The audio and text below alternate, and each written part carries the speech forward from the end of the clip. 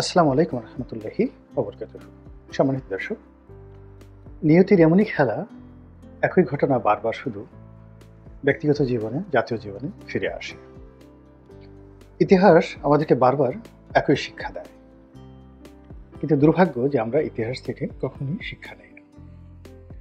আমাদের জাতীয় জীবনে বেশ কয়েকটি ঘটনা, সেই ৭৫-এর ১৫ই আগস্ট থেকে আজ অবধি প্রায় প্রতিটি রাজনৈতিক ঘটনাই দেখার সুযোগ হয়েছে, পড়ার সুযোগ হয়েছে, এবং এই রাজনৈতিক ঘটনাগুলো দ্বারা ক্ষতিগ্রস্ত অথবা লাভবান হওয়ার সুযোগ হয়েছে। তো আমি এই কারণে হলো কি যে কেন জানি অন্য সবার মতো আমি আচরণ করতে পারি না। আমি যেমন ধরুন, আপনারা অনেকে আমাকে চিনতে শুরু করেছেন সেই ২০০৮ সন থেকে, যখন আমি আওয়ামী লীগের মনোনয়ন পেলাম। এর আগে আমি ছিলাম একজন অখ্যাত ব্যক্তি, ব্যবসা বাণিজ্য করতাম। শুধুমাত্র ব্যবসায়িক সেক্টরে যারা ছিলেন তারা চিনতেন একজন তরুণ সফল ব্যবসায়ী হিসেবে, কিন্তু আপনারা চিনতেন না। কিন্তু ২০০৯ সন থেকেই আমি এই যে আমার যে অতীত অভিজ্ঞতা, পড়াশোনা যা কিছু আছে, যা কিছু দেখেছি, ওগুলোর আলোকে যে কথাগুলো বলেছি, যখন কোনো কথা বলেছি সেটি কখনো ১ মাস, কখনো ১ বছর, কখনো ১০ বছরের অ্যাডভান্স চিন্তা ভাবনা ছিল। এই কারণে সমাজ আমাকে কখনোই রাতারাতি গ্রহণ করতে পারেনি। আবার যখন গ্রহণ করেছে তখন আসলে আমাদের করার কিছুই ছিল না। যেমন ধরুন, আমি এই সরকার যখন দায়িত্ব নেয়নি তার আগেই আমি বুঝে ফেললাম যে এই সরকার যাদের দ্বারা নিয়ন্ত্রিত হচ্ছে এবং যেভাবে এগোচ্ছে, এখানে নির্ঘাত তাদের ভুল হবে। অর্থাৎ এই যে জামাতের নেতৃবৃন্দ, বিএনপির নেতৃবৃন্দ থেকে শুরু করে অন্যান্য যারা রাজনৈতিক নেতা রয়েছেন, তারা যে ক্যান্টনমেন্টে গেলেন জেনারেল ওয়াকারুজ্জামানের আহ্বানে, আমার কাছে মনে হয়েছিল যে এটা একটা রং সিদ্ধান্ত। আলটিমেটলি যখন গেছেন তখন শেখ হাসিনার আর বাংলাদেশ থাকার কোনো সুযোগ ছিল না। দায়িত্ব সেনাবাহিনীর হাতে। যদি সেনাবাহিনী এটিকে আরও ২৪ ঘন্টা, ৪৮ ঘন্টা নিজেদের নিয়ন্ত্রণে রাখতেন এবং এটি পলিটিক্যাল সলিউশনের মাধ্যমে এখন যারা আছেন তারাই রাষ্ট্র ক্ষমতা নিতেন, আজকের এই সাংগঠনিক, সাংবিধানিক, রাজনৈতিক, সামাজিক এবং মনস্তাত্ত্বিক সমস্যাগুলো তৈরি হতো না।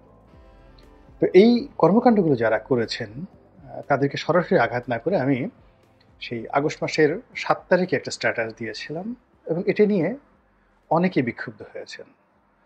যারা এই আন্দোলনের পক্ষে দীর্ঘদিন কাজ করেছেন এবং এই আন্দোলনের সফলতায় যারা ছিলেন উদ্বেলিত, তারা মুহূর্তের মধ্যেই আমার শত্রুতে পরিণত হয়ে গেলেন। যারা আমাকে ভালোবাসতেন, শ্রদ্ধা করতেন সেই ২০০৯ সন থেকে, তারা রাতারাতি আমাকে খারাপ মানুষ মনে করার চেষ্টা করেন। আমাকে কেন্দ্র করে গালাগাল, ভিডিও বানানো, গোলাম ময়লা রনি, তারপরে শেষে আরও অনেক কিছু।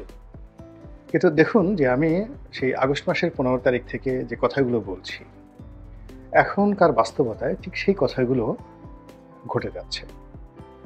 এবং দেখেন এখন যে অবস্থার সৃষ্টি হয়েছে, আমি বললাম যে আগামীতে যে সমস্যাটা আসছে সেই সমস্যার প্রথম বলি হবে জামাত। এখন প্রথম বলি, দেখেন জামাত কীভাবে হয়ে গেছে। জামাতের সঙ্গে কোনো জঙ্গি সংগঠনের কখনোই সম্পর্ক ছিল না, নেই। It's a political organization. Jamaat কখনোই হরকাতুল জিহাদ মানে হুজি, হিজবুত তাহরির কিংবা জেএমবি, এদের সাথে জামাতের কখনোই বন্ধুত্ব ছিল না, এবং জামাত যেভাবে চলে নেই। কিন্তু এখন দেখেন পুরো ঘটনায় যা কিছু আছে জামাতের নাম এগুলোর সাথে চলে আসছে, এবং যে আমেরিকা, যে ভারত তাদের ব্যাপারে নমনীয় ছিল, এখন তারা উল্টো হয়ে গেছে। ১ ২ নম্বর হলো, জামাতের আমির প্রথম কয়েকদিন খুব চরমোনাই, তারপর শেষে হেফাজত, ইসলামী আন্দোলন থেকে শুরু করে অনেকের সঙ্গে বৈঠক করেছেন একটা ঐক্য করার জন্য। কিন্তু আজকের বাস্তবতা যদি দেখেন যে জামাত একা হয়ে গেছে। বিএনপি তাদের সঙ্গে নেই, কোন ইসলামী সংগঠন তাদের সঙ্গে নেই। আর জামাতকে যারা বিশ্বাস করেছিলেন, নির্ভর করেছিলেন, শক্তির প্রতীক মনে করেছিলেন ক্যান্টনমেন্ট এবং ডক্টর মোহাম্মদ ইউনূস, তাদের সেই মোহটা কেটে গেছে। ইতিমধ্যে তারা যে শত্রুতার মুখোমুখি হয়েছে, ইসলামী সংগঠনগুলো আছে তাদের সাথে, ছাত্র দলের সাথে, বিএনপির সাথে, এই ত্রিমুখী তাপ এবং চাপ তারা সহ্য করে কতটুকু এগোতে পারে এবং কতটুকু বাধাপ্রাপ্ত হয়, এটাই তাদের হবে তাদের প্রথম পরীক্ষা। এখানে পাশ করার কোনো সম্ভাবনা নেই। এই কথাটাই কিন্তু আমি বলেছিলাম, যেটা এখন ধরেন অনলি 5% দেখা যাচ্ছে, বাকি 95% এগুলো ঘটবে। এই কথাগুলো আমি বলেছিলাম আগে, মানে আগস্ট মাসের 7 তারিখে।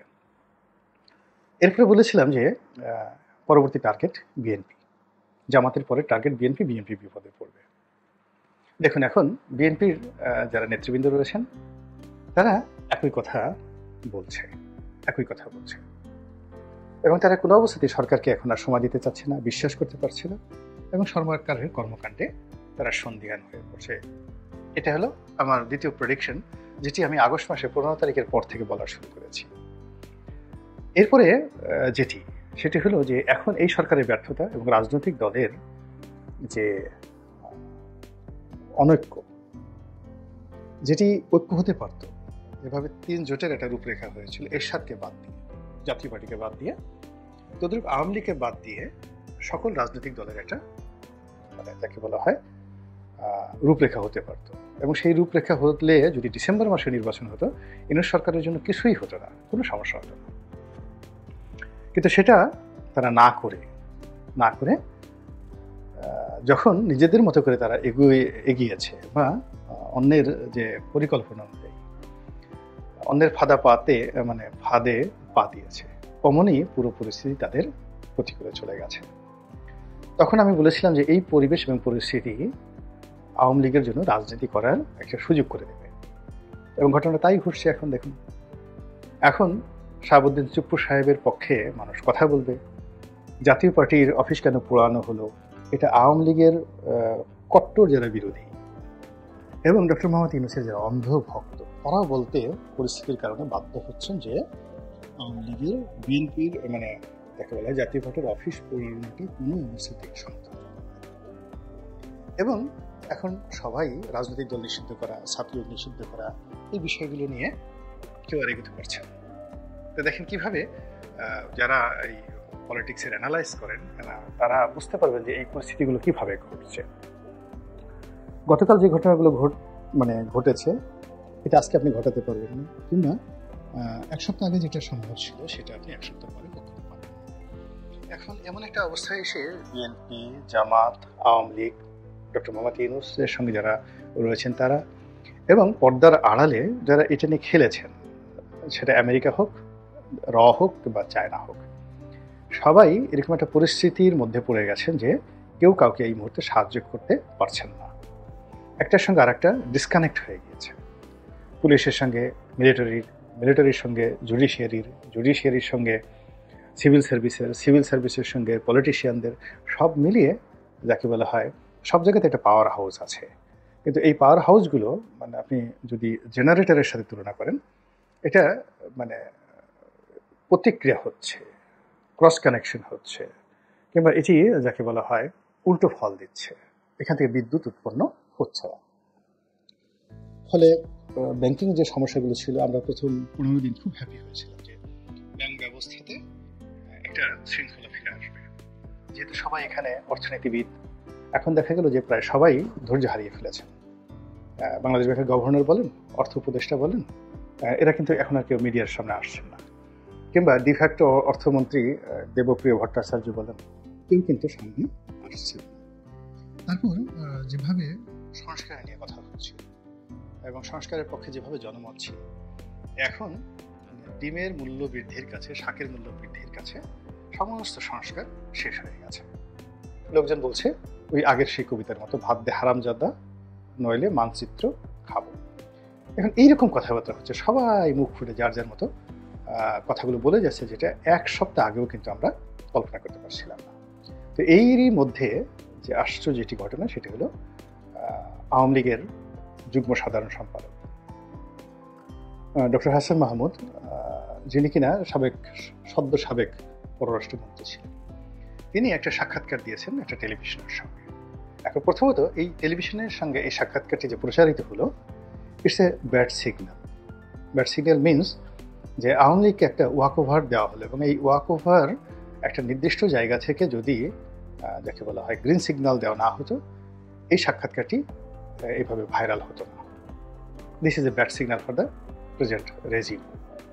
দ্বিতীয়ত, তিনি সেখানে যে কথা বলেছেন, প্রশ্ন এবং কথা এটা ম্যাটিকুলার ছিল।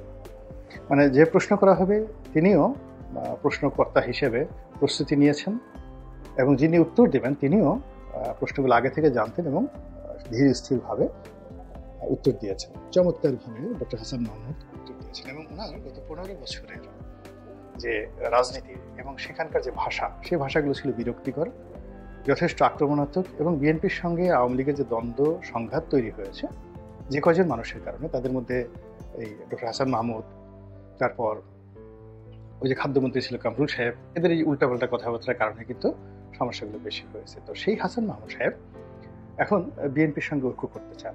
তিনি তারেক রহমান সাহেবের প্রশংসা করছেন এবং বিএনপির সঙ্গে যুগপৎ আন্দোলন করে গণতন্ত্র ফিরিয়ে আনার তিনি চেষ্টা করবেন। এক।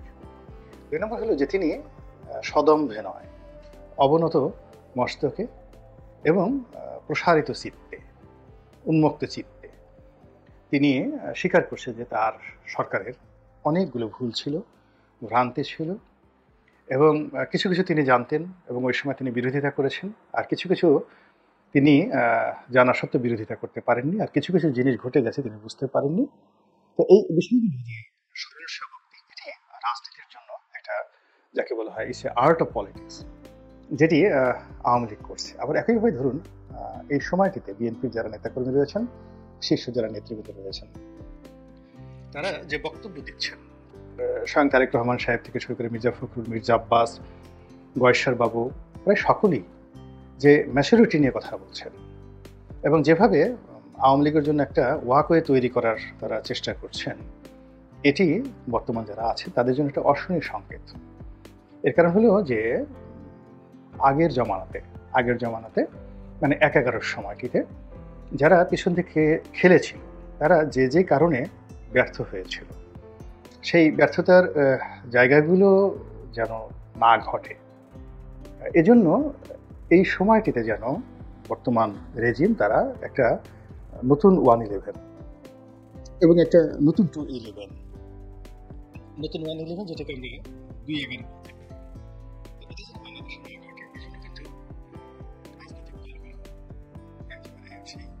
211 জুলাই, আগস্ট, সেপ্টেম্বর, অক্টোবরের 1 তারিখ থেকে তারা অ্যালার্ট হয়ে গিয়েছে।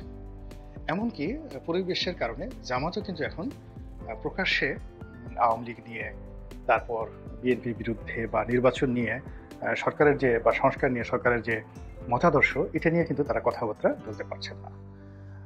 আওয়ামী লীগ জামানাতে আওয়ামী লীগ কথাগুলো রাস্তার যে ক্ষুদ্র ক্ষুদ্র রাজনৈতিক দল, যেদেরকে ডিজিএফআই দালাল বলা হতো, তাদেরকে টাকা পয়সা দিয়ে অনেক কৃত্রিম আন্দোলন তৈরি করতেন, অনেক মব তৈরি করতেন। তাদের কাজই ছিল ডিজিএফআই টাকা খেয়ে সরকারকে অকথ্য ভাষায় গালাগাল করা, তারপরে সরকারের সমালোচনা করা। সরকার মানে যেহেতু মূল যারা দলগুলো রয়েছে, যাদের কথা গ্রান্টেড হবে, তাদেরকে দৌড়ের উপর রেখে ছোট ছোট রাজনৈতিক দল এবং তাদের 2জন লোকও নাই বা 5জন লোকও নাই, কিন্তু তারা দেখা গেল ছাত্রলীগের ছেলেদের নিয়ে, আওয়ামী লীগের লোকদের ভাড়া করার লোক নিয়ে, বা আওয়ামী লীগের কাছ থেকে টাকা নিয়ে বিভিন্ন বস্তি থেকে 50-60 জন ভাড়া করে এনে প্রেস ক্লাবের সামনে একটা অনুষ্ঠান করে শেখ হাসিনাকে 1 ঘন্টা গালাগালি করে গেলেন। পত্রপত্রিকায় ব্যানার হেডলাইন তৈরি হলো এবং সারা দুনিয়া দেখানো হলো যে বাংলাদেশে একটা গণতন্ত্র আছে। তো এরকম একটা যে মব পলিটিক্যাল, যাকে বলা হয় মুভমেন্ট, শেখ হাসিনার জমানাতে হতো, অহরহ হতো, সেটিও কিন্তু এখন করা যাচ্ছে না। মানে এই সরকারকে ওইভাবে যে সমালোচনা করবে এরকম ভাড়াটিয়া লোক দিয়ে, এটাও হচ্ছে না। আবার প্রকাশ্যে যে সমালোচনা করবে এ সরকারকে ঠিক নিষ্ঠুরভাবে করবে, ওই কাজটিও হচ্ছে না। ফলে একটা শ্বাসরুদ্ধকর অবস্থা কিন্তু এই নভেম্বর মাসে শুরু হয়ে গেছে।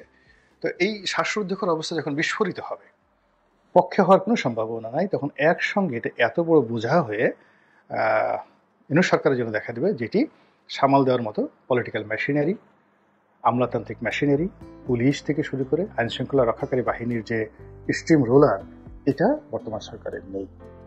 তাহলে কি হবে? যা হবার তাই হবে। কিন্তু মধ্যে থেকে যেটা হয়ে গেছে সেটা হলো, যেখানে রাজনীতির একটা নতুন মেরুকরণ তৈরি হয়ে গিয়েছে। এখানে রাতারাতি নির্বাচন হবে বা ইউনূস সাহেবের যদি কোনো কারণে তিনি পদত্যাগ করেন বা তার সরকারের পতন হয়, এখানে নতুন একজন ইউনূস আসবেন, কিন্তু বিএনপি বা আওয়ামী লীগ বা একটা পলিটিক্যাল কালচার এখানে চলে আসবে, আমার কাছে মনে হচ্ছে না। এখন এটা আপনি বুঝতে পারবেন যে যারা এই পেছন থেকে কলকাঠি নাড়ছেন তারা বিভিন্ন ফর্মে এটাকে অন্তত পক্ষে 5 থেকে 10 বছর টেনে নেওয়ার জন্য তারা কিন্তু একেবারে কোমরে গামছা বেঁধে বসে আছেন। এবং সেগুলো করার জন্য যেটি দরকার সেটি হলো আফ্রিকান মডেল। আফ্রিকান মডেল অনুযায়ী যখন এটা নিয়ে এই সপ্তাহে আমি একটা লেখা লিখব, আমি ফিরোজ শাহ তুগলক বলছি। তো দিল্লির সালতানাতে মোহাম্মদ বিন তুগলকের মৃত্যুর পর ফিরোজ শাহ তুগলক ক্ষমতায় এলেন এবং তিনি প্রথম 10 বছর যে কর্মকাণ্ডগুলো করেছিলেন ঠিক সেম কর্মকাণ্ডগুলোকে বলা হয় ফিরোজ শাহ ডক্ট্রিন। তো সেটা আমি বর্ণনা করব। অর্থাৎ একটা সমাজে যখন বিশৃঙ্খলা তৈরি হয় এবং যিনি শাসক তিনি কোনো পক্ষ অবলম্বন না করে শুধু বাঁশি বাজাতে থাকেন, তখন সমাজ রসাতলে যায়, কিন্তু শাসকের কিন্তু পরিবর্তন হয় না, কখনই হয় না। তো ওইরকম একটা পরিবেশ পরিস্থিতি হয়তো আগামীতে তৈরি হবে, আমরা ক্ষতিগ্রস্ত হবো, কিন্তু যারা শাসন ক্ষমতা চালাবেন পেছন থেকে তারা হয়তো সামনের অভিনেতাকে পরিবর্তন করবেন, নায়ক পরিবর্তন করবেন, নায়িকা পরিবর্তন করবেন, গায়িকা পরিবর্তন করবেন, কিন্তু নাটকের যে পরিচালক কিন্তু সেখানে একই থাকবে। তো এই যে খেলাটা, একটা 2-11-এর যে খেলা, এই খেলাটা কিন্তু আওয়ামী লীগও বুঝতে পেরেছে, বিএনপিও কিন্তু বুঝতে পেরেছে। ফলে তারা নমনীয় হয়েছে। এখন যেহেতু বিএনপির সুবিধাজনক অবস্থায় আছে, এজন্য বিএনপির কাছে, তারেক রহমান সাহেবের কাছে আওয়ামী লীগের আত্মসমর্পণ করা ছাড়া এই মুহূর্তে আর কোনো উপায় নেই। এবং এই যে নৌকা, বিএনপির যে আওয়ামী লীগের যে প্রতীক, এই নৌকা যদি তারেক রহমানের হাতে দিয়ে দেওয়া হয় এবং সেই নৌকায় যদি তারেক রহমানের ধান ভরে যায় এবং সেই ধান সহ যদি ভবনদী, মানে রাজনীতির যে ভবনদী, সেটা পাড়ি দেওয়ার চেষ্টা জনাব তারেক রহমান সাহেব করেন, আমার কাছে মনে হচ্ছে না যে চক্রান্তকারীরা সেই গতি রোধ করার ক্ষমতা রাখেন। জনতার জয় অবশ্যম্ভাবী এবং নিশ্চিত। আল্লাহ আমাদের সবাইকে হেদায়েত দান করুন। আসসালামু আলাইকুম ওয়া রাহমাতুল্লাহি ওয়া বারাকাতুহু।